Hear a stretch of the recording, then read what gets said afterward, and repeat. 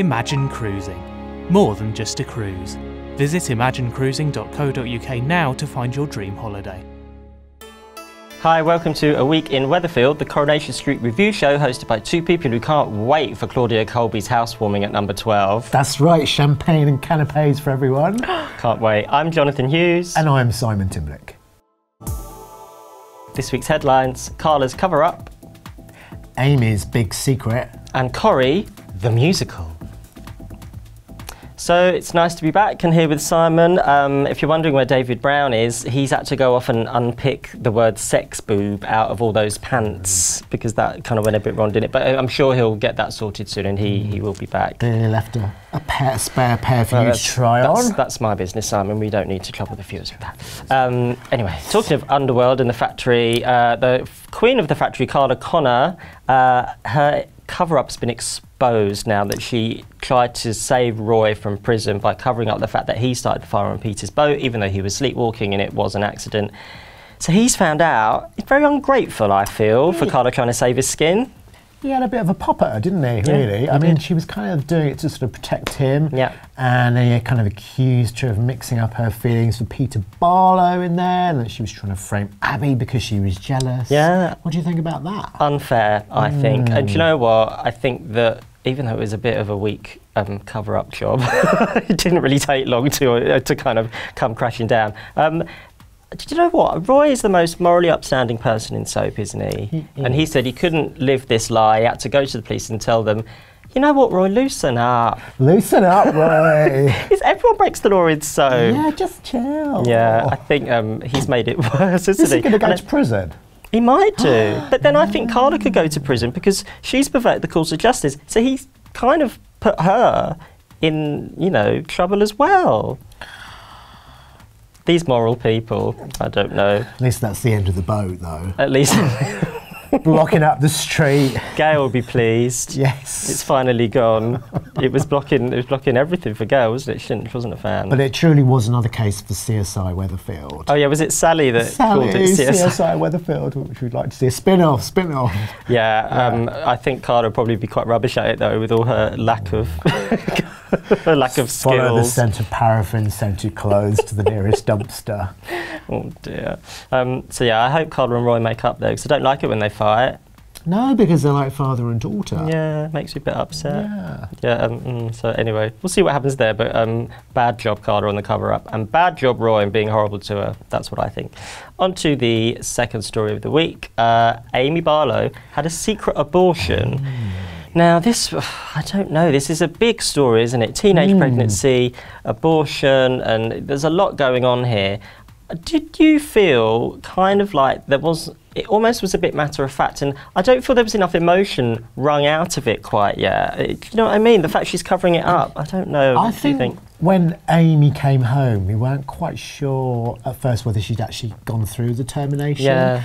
And then, yeah, I think it would have been quite interesting maybe to sort of go through with more of the sort of procedure and make more of a drama around that. I agree with that. And I felt like maybe, I mean, obviously she's a teenager and maybe she hadn't, I don't know, she seemed sort of, like you say, quite matter of fact about it, and it didn't seem like it was that big of a deal. Yeah, maybe that's to come, I don't know, because they're setting up the fact that now people are going to find out, which will be even more, you know, shocking and hard for the parents and the community to deal with. I don't know, and I also felt like the friendship with Bethany was quite contrived and a bit forced because, you know, she did need to have an adult with her. I think that was morally the right thing for Corrie to do, but when did she ever speak to Bethany Platt? Like, is this really just happening? I don't know. Well, what about that one when Tracy was going, why are you sticking your nose in? I don't get it. And we were like, yeah, we don't get that they were friends either.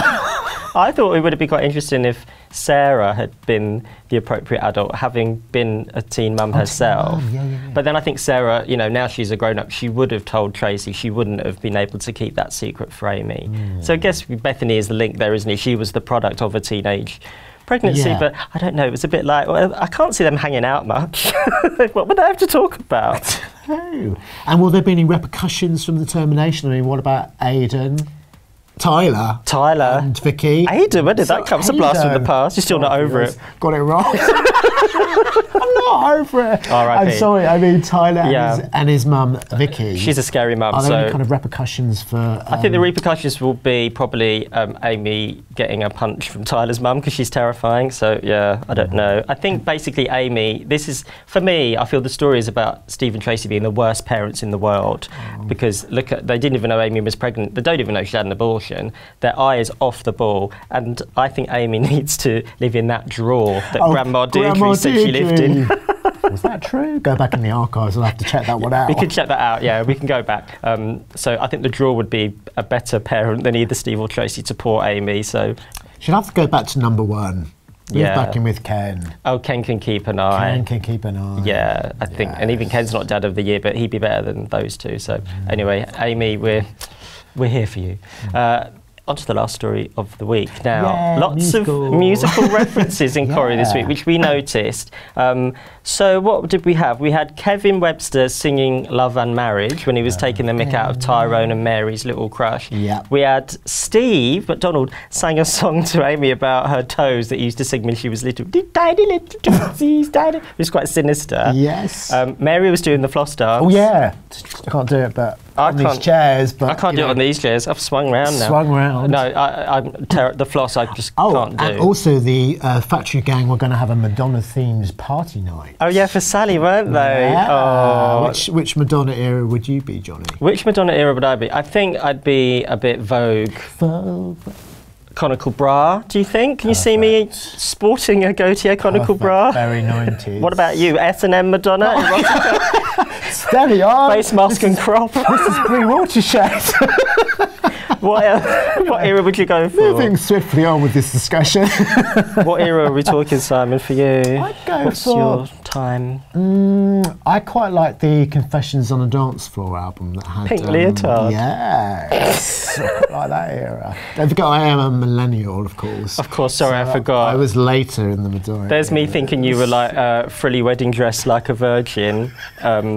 Or gospel choir like a prayer, but no, you're very millennial. What about music in the cowboy outfit? Oh yes, yeah, that's a good one. Yeah, music. Can't do it anyway. Careful, we have to pay royalty. I know. Yeah. Well, it's a shame that event will never happen, isn't it? The Madonna party, because all the money's gone missing. The funding was withdrawn. I know. Do you know, I think Madonna's people got wind of it and banned it from happening. For legal reasons.